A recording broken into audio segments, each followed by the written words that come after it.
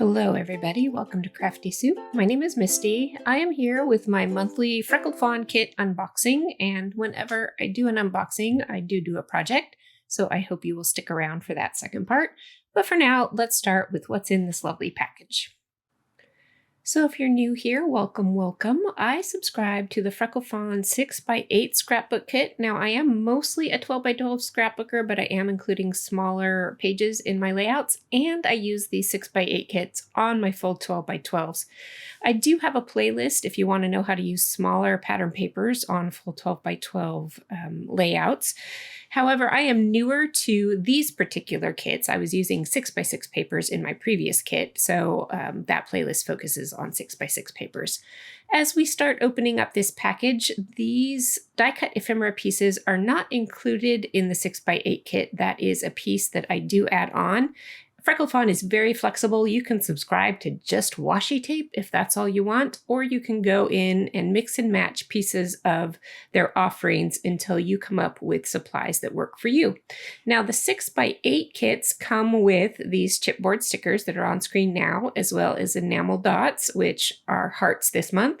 It comes with a wood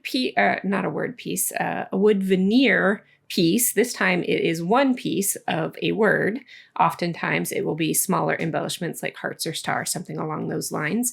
You get 2 sheets of small alpha stickers, 2 sheets of cardstock stickers. This month we've got arrows. You get 1 sheet of a medium puffy alpha, and then you get the sheets of 6x8 pattern papers. They are double-sided and you get 2 of each sheets, so you can play with each side without having to pick and choose.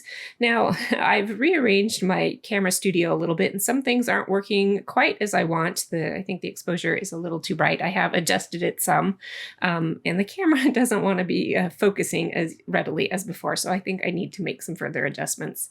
At any rate, I will do my best to show off all of these pieces and give you a look at what things look like, as well as the range of colors and whatnot.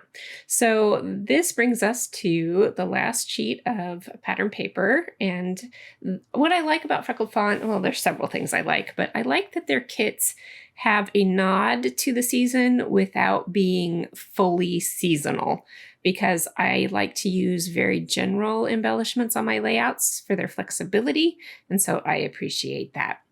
All right, we are going to be telling a story today about this little bumblebee in my garden. I love to take pictures of flowers and animals and all those kinds of things. Now that my kids are older, I'm not taking as many pictures of them. So this is where my heart is at these days. So I am going to go ahead and do an 8.5x11 layout today. I really wanted to do a 12x12 to show how you can use those smaller papers on the larger layouts. However, I did do that last month, and my heart was feeling a smaller size this time around. My photo is printed at 5x7. It did have a bit of a border, and I did trim it down a little bit smaller than that. So I don't know what the final dimensions are, but it is slightly smaller than 5x7, and I wanted to get that bee nice and big so that it could hold center stage on the photo. So I am playing with some papers to see what I want to layer up. I did pull out a piece of Concord and Ninth, I think it's Aqua Sky cardstock, and I thought that would go well with the colors in this kit. I have sorted through some of my embellishments to try and decide what I want to do. I thought I was going to use the words out of the die-cut ephemera, but I decided to go ahead and go with that chipboard word, and I'm going to create a spot for it to nestle just right on the edge of my photo, and I like to do that whenever I can because I think it makes for great design. Off camera, while I was printing a whole bunch of photos this round, I played with the washi tape, and here's another one of those focus problems with my camera. And I just rolled up the ends of strips of washi tape and created these little, I don't know, they kind of reminded me of those party blowers where you blow them and they unroll at the end. But as I was doing it, it also made me think of like butterfly tongues, how they unroll. And I don't know what bee tongues look like. I'm assuming they're similar.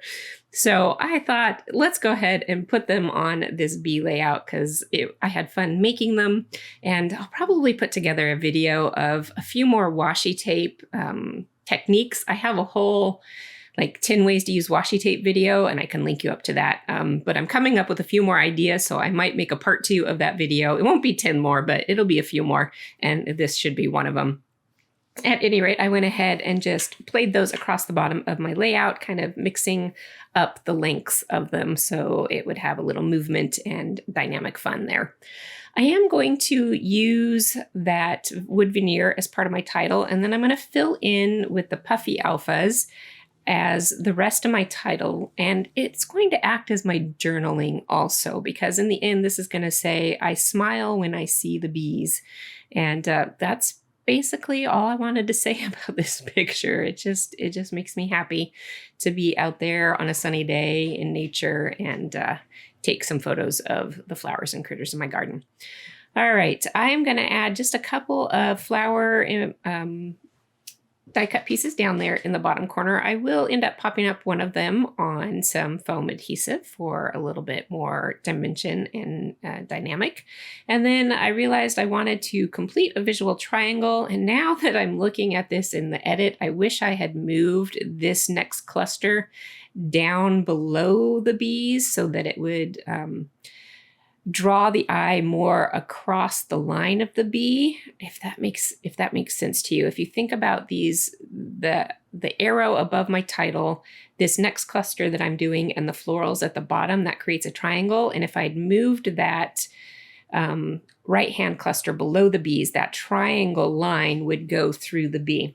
So I should have design-wise moved it down there, but you know, sometimes you're just in the flow and you just start putting things in that make you happy and you're good with it. And I'm not unhappy with this design. I definitely like it. And I really, really liked it until I was looking at it during the editing of this video, and I realized that little bit of a mistake. But here we are. And hopefully my sharing some of those design thoughts help you with whatever design challenges you might be having.